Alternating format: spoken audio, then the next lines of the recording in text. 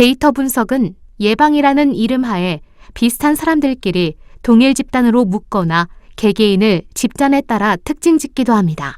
예를 들면 보험회사에서는 다음과 같은 자체 지침을 만들 수 있습니다. 특정 50대 이상의 남성이 전립선암에 더 걸리기 쉬우므로 보험료를 더 부과하도록 결정한 것입니다. 가입자가 아직 이 질병에 걸리지 않았음에도 말입니다. 또한 야외 활동을 즐기거나 위험 상황에서 일하는 근로자들은 사고의 위험에 노출되어 있다는 이유로 사무직 근로자보다 보험료를 더 내는 사람으로 분류되기도 합니다. 저명한 역사학자 유발 하라리는 그의 저서 호모 데우스를 통해 신이 된 인간의 미래에는 종교를 대신하여 데이터가 신은 종교로 떠오를 것이라고 말했습니다.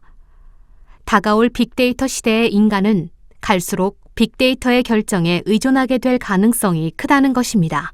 그러나 불완전한 기술은 잘못된 근거를 제공합니다.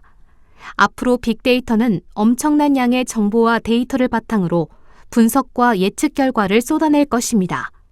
그러나 그 결과가 올바르지 않거나 왜 그러한 결과가 나왔는지 알 수 없다면 많은 사회적 문제를 초래할 것입니다. 따라서 빅데이터 예측 기술에 대한 보안뿐만 아니라 잘못된 분석에 대한 철저한 대비도 마련해야 합니다. 결국 기술을 이용하는 것은 인간이며 궁극적으로 빅데이터의 가치를 잘 활용하는 것도 인간의 손에 달린 것입니다. 우리는 데이터를 통해 얻게 되는 결과가 나쁜 의사결정을 돕는 원리를 이해할 필요가 있습니다. 데이터 속에 숨어있는 함정에 대해 살펴볼까요? 데이터가 의사결정에 이르는 과정은 굉장히 깁니다. 우선 데이터를 처리하고 분석하여 결과가 나왔습니다. 그런데 이 결과가 나온 것을 잘못 이해할 수도 있습니다. 개인적인 편견이나 숫자가 갖고 있는 함정, 오류 속에 빠지는 경우 어렵게 분석을 해서 나온 결과를 제대로 활용을 하지 못하고 나쁜 의사결정에 이르게 됩니다. 어떤 일을 시작할 때 먼저 그 일을 잘하기 위한 조건을 찾게 됩니다. 일이 잘 되는 이유와 잘 되지 않는 이유는 대개 서로 맞닿아 있습니다. 하지만 다른 사람들이 구체적인 맥락 속에서 어떤 일을 잘 해내어 성공한 이유를 본인에게 그대로 적용하기는 조심스럽습니다. 반면 실패한 이유는 상대적으로 일반화하기가 쉽습니다. 어떤 일이 잘 되지 않는 이유가 구체적인 맥락과는 무관한 보편적인 교훈을 담고 있기 때문입니다. 늘 하던 일을 기계가 더 빠르게 해준다면 정말 편할 것입니다. 자동화 작업을 위해서는 자본이 많이 들지만 장기적으로 보았을 때 결국에는 전체 비용이 절감될 것이므로 기업 입장에서는 무조건 하는 편이 더 이익입니다. 문제는 현재 지식 노동자들이 하는 일은 자동화하기 어렵다는 것이죠. 기계학습은 의사결정 기술입니다. 기존에는 비용 문제로 의사결정을 할 엄두조차 낼 수 없었던 일들이 기계에 의해 자동화되고 있습니다. 빈번하고 개별 의사결정의 중요도가 크지 않아 잘못된 결정에 대한 책임을 아무도 질 필요가 없는 나를 위한 추천이나 개인화의 영역부터 시작되고 있습니다. 기계학습이 적용되는 또 다른 영역은 바로 데이터 기반 의사결정입니다. 여기서 의사결정의 주체는 기계가 아닌 사람입니다. 기업의 활동이 연속된 의사결정들로 이루어져 있고 그 질이 기업의 성패를 좌우한다는데 모두가 쉽게 동의할 수 있을 것입니다. 의사결정 기준이 A. 진화의 산물인 본능 플러스 B.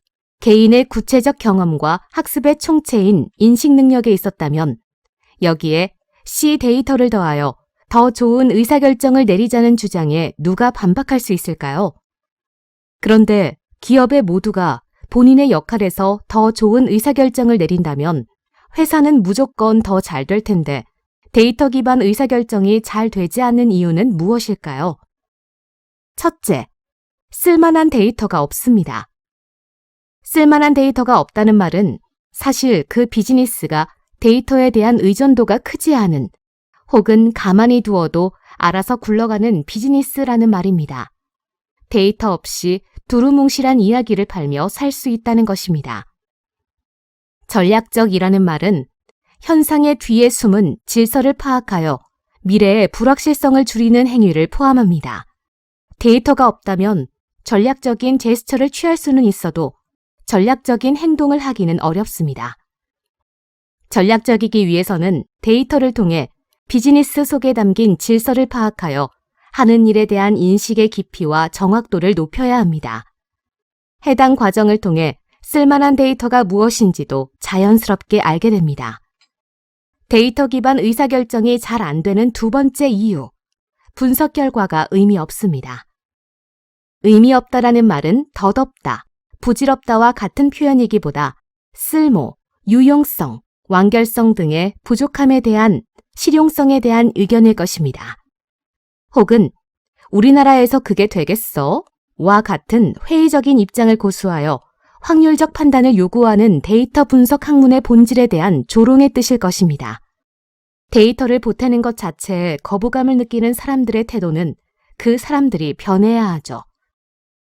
여기서는 분석 결과의 실용성 부족 측면에서의 쓸모없음을 따져보겠습니다. 분석 결과는 결국 질문에 대한 답입니다.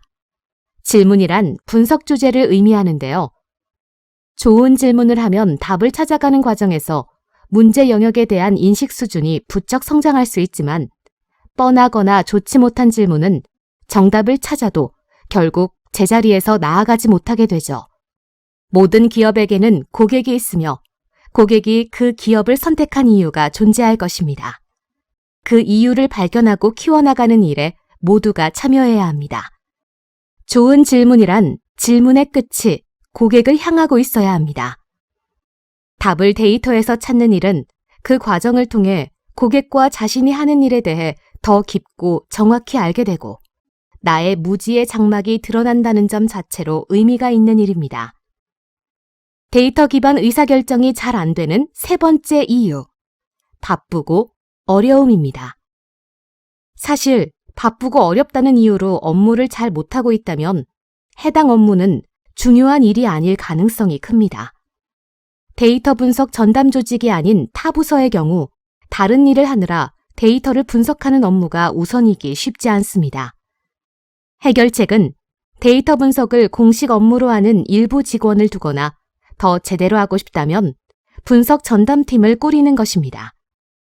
중요한 것은 기존 직원에게 데이터 분석 업무를 추가로 할당하는 것이 아닌 원래 하던 일 중 일부를 덜어내주고 그 공백을 분석 관련 업무로 메우는 것입니다.